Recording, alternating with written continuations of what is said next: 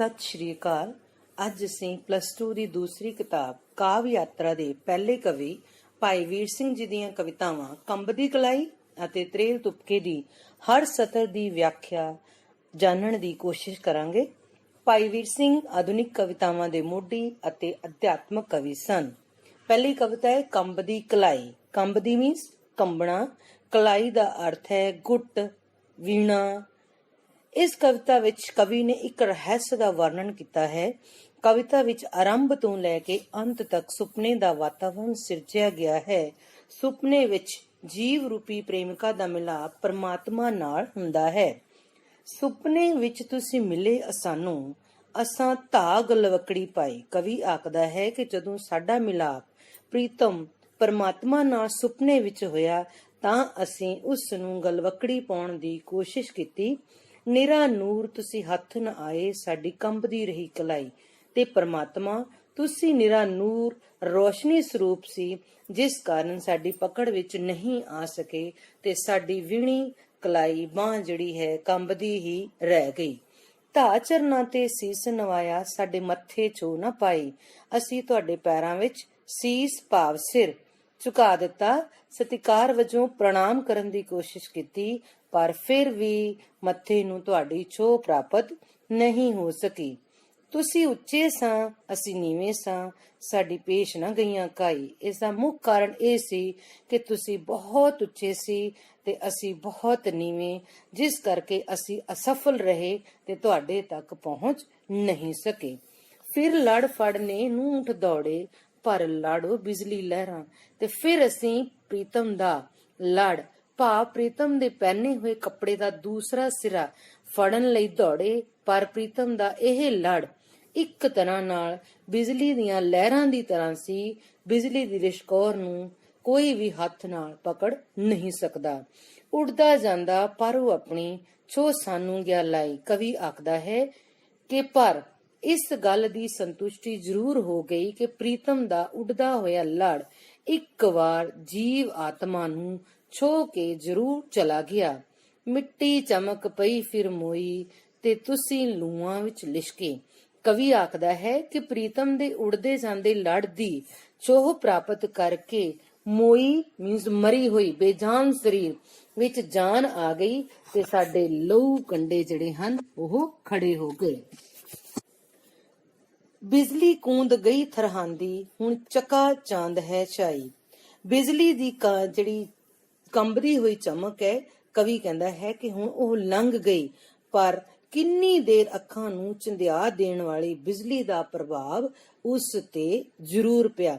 ਇਸ ਕਵਿਤਾ ਦਾ ਭਾਵ ਅਰਥ ਇਹ ਹੈ ਕਿ ਕਵੀ ਆਖਦਾ ਹੈ ਕਿ ਉਸਨੇ ਸੁਪਨੇ ਵਿੱਚ ਪਰਮਾਤਮਾ ਨੂੰ ਮਿਲਣ ਦੀ ਕੋਸ਼ਿਸ਼ ਕੀਤੀ, ਉਸ ਨੂੰ ਪ੍ਰਣਾਮ ਕੀਤਾ, ਉਸ ਨੂੰ ਮੱਥਾ ਟੇਕਿਆ, ਪਰ ਜਿਹੜਾ ਹੈ ਉਸਦੇ ਮੱਥੇ ਨੂੰ ਉਸਦੀ ਛੋਹ ਪ੍ਰਾਪਤ ਨਹੀਂ ਹੋਈ। ਪਰਮਾਤਮਾ ਨੂੰ ਛੋਹਣ ਦੀ ਕੋਸ਼ਿਸ਼ ਕੀਤੀ, ਪਰ ਪਰਮਾਤਮਾ ਨਿਰਾ ਨੂਰ ਸੀ, ਨਿਰੀ ਰੋਸ਼ਨੀ ਸੀ। ਜਿਵੇਂ ਤੁਸੀਂ ਟੀਵੀ ਸੀਰੀਅਲਸ ਦੇਖਦੇ ਹੋ ਕਿ ਉਸਦੇ ਵਿੱਚ ਜਿਹੜਾ ਹੈ ਕੋਈ ਵੀ ਗੁਰੂ ਦਿਖਾਉਣਾ ਹੋਵੇ ਜਾਂ ਉਸਦੀ ਜਿਹੜੀ ਸਾਰੀ ਪਿੱਛੇ ਰੋਸ਼ਨੀ ਹੀ ਦਿਖਾ ਦਿੱਤੀ ਜਾਂਦੀ ਹੈ। ਇਸ ਕਰਕੇ ਕਵੀ ਆਖਦਾ ਹੈ ਕਿ ਮੈਂ ਉਹ ਬਿਜਲੀ ਰੋਸ਼ਨੀ ਨੂੰ ਛੂ ਨਹੀਂ ਸਕਿਆ, ਪਰ ਮੈਨੂੰ ਇਸ ਗੱਲ ਦੀ ਸੰਤੁਸ਼ਟੀ ਹੈ ਕਿ ਜਰਾ ਜਿੰਨਾ ਜਿਹੜਾ ਛੋਇਆ ਹੋਇਆ ਕੱਪੜਾ ਹੈ ਉਹ ਮੇਰੇ ਮਨ ਨੂੰ ਤਸੱਲੀ ਦੇ ਗਿਆ ਹੈ ਅਤੇ ਮੇਰਾ ਸਰੀਰ ਜਿਹੜਾ ਬੇਜਾਨ ਸੀ। ਮੋਈ ਮਿੱਟੀ ਵੀ ਸਾਡਾ ਸਰੀਰ ਜਿਹੜਾ ਹੈ ਮਿੱਟੀ ਦਾ ਹੈ, ਮਿੱਟੀ ਵਿੱਚ ਮਿਲ ਜਾਣਾ ਹੈ। ਇਸੇ ਕਰਕੇ ਕਵੀ ਆਖਦਾ ਹੈ ਕਿ ਉਸ ਦੀ ਛੋਹ ਨਾਲ ਮੇਰੇ ਸਰੀਰ ਦੇ ਵਿੱਚ ਜਿਹੜੀ ਹੈ ਇੱਕ ਜਾਨ ਆ ਗਈ ਕਿ ਮੈਂ ਉਸ ਛੋਹ ਦੇ ਨਾਲ ਹੀ ਸੰਤੁਸ਼ਟ ਹਾਂ। ਸਤਿ ਸ਼੍ਰੀ ਅਕਾਲ। ਭਾਈ ਵੀਰ ਸਿੰਘ ਦੀ ਅਸੀਂ ਦੂਸਰੀ ਕਵਿਤਾ ਪੜਾਂਗੇ, ਤਰੇਲ ਤੁਪਕਾ। ਇਸ ਕਵਿਤਾ ਵਿੱਚ ਕਵੀ ਨੇ ਸੰਸਾਰਿਕ ਰਹੱਸ ਨੂੰ ਤਰੇਲ ਤੁਪਕੇ ਦੇ ਰਾਹੀਂ ਸਮਝਾਇਆ ਹੈ ਕਿ ਜਿਸ ਤਰ੍ਹਾਂ ਤਰੇਲ ਤੁਪਕਾ ਗੁਲਾਬ ਦੀ ਗੋਦ ਵਿੱਚ ਆ ਕੇ ਮਸਤ ਰਹਿੰਦਾ ਹੈ, ਅਟਖੇਲੀਆਂ ਕਰਦਾ ਹੈ, ਇਸੇ ਤਰ੍ਹਾਂ ਮਨੁੱਖ ਵੀ ਦੁਨਿਆਵੀ ਦੁਨੀਆ ਦੇ ਵਿੱਚ ਤਰ੍ਹਾਂ ਤਰ੍ਹਾਂ ਦੀਆਂ ਖੁਸ਼ੀਆਂ ਦਾ ਆਨੰਦ ਮਾਣਦਾ ਅੱਗੇ ਵਧਦਾ ਰਹਿੰਦਾ ਹੈ। ਤਰੇਲ ਤੁਪਕਾ ਮੋਤੀ ਵਾਂਗੂ ਡਲਕਦਾ ਤੁਪਕਾ ਏ ਜੋ ਤਰੇਲ, ਗੋਦੀ ਬੈਠ ਗੁਲਾਬ ਦੀ ਹੱਸ ਕਰਦਾ ਕੇ। ਇਹਨਾਂ ਕਾਵ ਸਤਰਾਂ ਵਿੱਚ ਕਵੀ ਨੇ ਗੁਲਾਬ ਦੇ ਫੁੱਲ ਉੱਤੇ ਪਏ ਤਰੇਲ ਦੇ ਤੁਪਕੇ ਵਿੱਚੋਂ ਵੀ ਜ਼ਿੰਦਗੀ ਦੇ ਰਹੱਸ ਤੇ ਮਨੁੱਖਾ ਜੀਵਨ ਦੀ ਅਟੱਲ ਸੱਚਾਈ ਨੂੰ ਪਛਾਣਦਿਆਂ ਹੋਇਆਂ ਲਿਖਿਆ ਹੈ ਕਿ ਗੁਲਾਬ ਦੇ ਫੁੱਲ ਦੀ ਗੋਦੀ ਵਿੱਚ ਬੈਠਾ ਹੋਇਆ ਤਰੇਲ ਦਾ ਤੁਪਕਾ ਮੋਤੀ ਵਾਂਗ ਚਮਕਦਾ ਹੈ। ਖੁਸ਼ੀ ਵਿੱਚ ਪਾਗਲ ਹੋਇਆ ਉਹ ਕਈ ਤਰ੍ਹਾਂ ਦੀਆਂ ਖੇਡਾਂ ਖੇਡਦਾ ਹੈ। ਵਾਸੀ ਦੇਸ਼ ਅਰੂਪ ਦਾ ਕਰਦਾ ਪਿਆਰ ਅਪਾਰ, ਰੂਪਵਾਨ ਹੈ ਹੋ ਗਿਆ ਪਿਆਰੀ ਗੋਦ ਵਿਚਾਰ। ਅਸਲ ਵਿੱਚ ਇਹ ਤਰੇਲ ਤੁਪਕਾ ਕਿਸੇ ਅਦ੍ਰਿਸ਼ ਦੇਸ਼ ਦਾ ਵਾਸੀ ਹੈ। ਮੀਨਸ ਉਹ ਦੇਸ਼ ਜੋ ਸਾਨੂੰ ਨਜ਼ਰ ਨਹੀਂ ਆ ਰਿਹਾ ਹੈ, ਜੋ ਗੁਲਾਬ ਦੀ ਗੋਦੀ ਵਿੱਚ ਆ ਕੇ ਬੈਠ ਗਿਆ ਅਤੇ ਇਸ ਗੁਲਾਬ ਦੇ ਨਾਲ ਪਿਆਰ ਪਾ ਬੈਠਾ। ਇਸ ਤੁਪਕੇ ਦਾ ਪਹਿਲਾਂ ਕੋਈ ਸਰੂਪ ਨਹੀਂ ਸੀ, ਪਰ ਜਦੋਂ ਗੁਲਾਬ ਦੇ ਫੁੱਲ ਦੇ ਉੱਪਰ ਪਿਆ ਤਾਂ ਇਹ ਇੱਕ ਅਨਮੋਲ ਮੋਤੀ ਵਾਂਗ ਰੂਪਵਾਨ ਹੋ ਗਿਆ। ਭਾਵ ਜਿਹੜਾ ਇਹਨੂੰ ਸੁੰਦਰ ਰੂਪ ਬਖਸ਼ਿਆ ਹੈ ਉਹ ਗੁਲਾਬ ਦੇ ਫੁੱਲ ਨੇ ਹੀ ਬਖਸ਼ਿਆ ਹੈ। ਇਹੀ ਹਾਲ ਮਨੁੱਖੀ ਜੀਵ ਦਾ ਹੈ। ਉਹ ਵੀ ਕਿਸੇ ਅਦ੍ਰਿਸ਼ ਦੇਸ਼ ਤੋਂ ਆਇਆ ਹੈ ਤੇ ਆਤਮਾ ਦੇ ਰੂਪ ਵਿੱਚ ਅਰੂਪ ਸੀ, ਪਰ ਜਦੋਂ ਉਸਨੇ ਕਿਸੇ ਜੀਵ ਦੀ ਸ਼ਕਲ ਗ੍ਰਹਿਣ ਕਰਕੇ ਧਰਤੀ ਤੇ ਆਇਆ ਤਾਂ ਉਸ ਨੂੰ ਇਹ ਧਰਤੀ ਗੁਲਾਬ ਦੇ ਫੁੱਲ ਵਰਗੀ ਜਾਪੀ। ਉਹ ਇਸੇ ਧਰਤੀ ਨਾਲ ਮੋਹ ਕਰਨ ਲੱਗ ਪਿਆ, ਕਿਉਂਕਿ ਧਰਤੀ ਤੇ ਆ ਕੇ ਹੀ ਉਸਨੇ ਆਪਣੀ ਪਛਾਣ ਬਣਾ ਲਈ ਸੀ। ਅਰਸ਼ੀ ਕਿਰਨਿਕ ਆਵਸੀ, ਲੈਸੀ ਏਸ ਲੁਕਾਏ, ਝੋਕਾ ਮਤ ਕੋਈ ਪਾਉਣ ਦਾ, ਦੇਵੇ ਧਰਤ ਗਿਰਾਏ। ਕਵੀ ਆਖਦਾ ਹੈ ਕਿ ਆਕਾਸ਼ ਤੋਂ ਸੂਰਜ ਦੀ ਇੱਕ ਕਿਰਨ ਪੈਂਦੀ ਹੈ।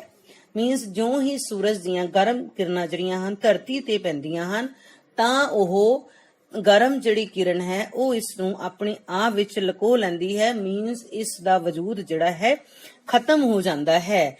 ਜੇ ਕਦੇ ਹਵਾ ਚੱਲ ਪਵੇ, ਹਵਾ ਚਾਹੇ ਤੇਜ਼ ਹੋਵੇ ਚਾਹੇ ਹੌਲੀ ਹੋਵੇ, ਪਰ ਉਹ ਇਸ ਤਰੇਲ ਤੁਪਕੇ ਨੂੰ ਜਿਹੜਾ ਹੈ ਗੁਲਾਬ ਦੀ ਗੋਦੀ ਵਿੱਚੋਂ ਧਰਤੀ ਉੱਪਰ ਸਿੱਟ ਦਿੰਦੀ ਹੈ। ਇਸ ਨਾਲ ਇਸ ਦੀ ਜ਼ਿੰਦਗੀ ਜਿਹੜੀ ਹੈ ਖਤਮ ਹੋ ਜਾਂਦੀ ਹੈ। ਨਿਤ ਪਿਆਰ ਖਿੱਚਨੇ ਆਉਂਦਾ, ਕਰੇ ਅਰੂਪੋਂ ਰੂਪ, ਅਰਸ਼ੀ ਪ੍ਰੀਤਮ ਹੈ ਕੋਈ, ਨਿਤ ਫਿਰ ਕਰੇ ਅਰੂਪ। ਅਸਲ ਵਿੱਚ ਇਹ ਪਿਆਰ ਦੀ ਖਿੱਚ ਕਾਰਨ ਹੀ ਤਰੇਲ ਦਾ ਤੁਪਕਾ ਰੋਜ਼ ਜਿਹੜਾ ਹੈ ਗੁਲਾਬ ਦੀ ਗੋਦੀ ਵਿੱਚ ਆਉਂਦਾ ਹੈ, ਗੁਲਾਬ ਤੇ ਖੇਲਦਾ ਹੈ। ਇਸ ਦੀ ਸ਼ਕਲ ਪਹਿਲਾਂ ਜਿਹੜੀ ਹੈ ਇੱਕ ਪਾਣੀ ਦੀ ਬੂੰਦ ਦੀ ਤਰ੍ਹਾਂ ਹੁੰਦੀ ਹੈ, ਪਰ ਗੁਲਾਬ ਤੇ ਪੈ ਕੇ ਇਸ ਦੀ ਇੱਕ ਮੋਤੀ ਦਾ ਰੂਪ ਧਾਰਨ ਕਰ ਲੈਂਦੀ ਹੈ। ਇਸ ਦਾ ਜਿਹੜਾ ਖੂਬਸੂਰਤ ਰੂਪ ਬਣ ਜਾਂਦਾ ਹੈ। ਕਵੀ ਆਖਦਾ ਹੈ ਕਿ ਅਰਸ਼ੀ ਪ੍ਰੀਤਮ, ਕੇ ਅਸਮਾਨ ਦੇ ਵਿੱਚ ਕੋਈ ਪਰਮਾਤਮਾ ਹੈ ਜੋ ਇਸ ਨੂੰ ਰੋਜ਼ ਰੂਪਵਾਨ ਬਣਾਉਣ ਲਈ ਇਸ ਧਰਤੀ ਤੇ ਭੇਜਦਾ ਹੈ। ਬੇਟੇ ਤੁਹਾਨੂੰ ਇਸ ਕਵਿਤਾ ਦੇ ਨਾਲ ਜਿਹੜਾ ਹੈ ਦੋਨੋਂ ਕਵਿਤਾਵਾਂ ਦੀਆਂ ਜਿਹੜੇ PDF ਫਾਈਲਸ ਭੇਜੀਆਂ ਜਾਣਗੀਆਂ, ਪ੍ਰਸੰਗ ਸਹਿਤ ਵਿਆਖਿਆ ਦੀ ਵੀ PDF ਫਾਈਲਸ ਭੇਜੀਆਂ ਜਾਣਗੀਆਂ। ਤੁਸੀਂ ਆਪਣੀ ਕਾਪੀ ਉੱਤੇ ਪ੍ਰਸੰਗ ਵਿਆਖਿਆ ਦੋਨੋਂ ਹੀ ਚੀਜ਼ਾਂ ਨੋਟ ਕਰਨੀਆਂ, ਕਿਉਂਕਿ ਬੋਰਡ ਦੇ ਅਨੁਸਾਰ ਜਿਹੜਾ ਤੁਹਾਨੂੰ ਕਵਿਤਾ ਦੇ ਵਿੱਚੋਂ ਜਿਹੜਾ 8 ਨੰਬਰ ਦਾ ਕੁਐਸਚਨ ਹੁੰਦਾ ਹੈ ਪ੍ਰਸੰਗ ਸਹਿਤ ਵਿਆਖਿਆ। ਪ੍ਰਸੰਗ 3 ਮਾਰਕਸ ਦਾ ਤੇ ਵਿਆਖਿਆ ਜਿਹੜੀ ਹੈ 5 ਨੰਬਰ ਦੀ। ਇਸ ਨੂੰ ਆਪਣੀ ਕਾਪੀ ਤੇ ਨੋਟ ਕਰਨਾ ਹੈ ਅਤੇ ਨਾਲ ਦੀ ਨਾਲ ਜਿਹੜਾ ਇਸ ਨੂੰ ਯਾਦ ਕਰਨ ਦੀ ਵੀ ਕੋਸ਼ਿਸ਼ ਕਰਨੀ ਹੈ। ਫਿਰ ਮਿਲਣ ਦੀ ਉਡੀਕ ਵਿੱਚ ਤੁਹਾਡੀ ਆਪਣੀ ਪੰਜਾਬੀ ਅਧਿਆਪਕਾ ਬਲਜਿੰਦਰ ਕੌਰ।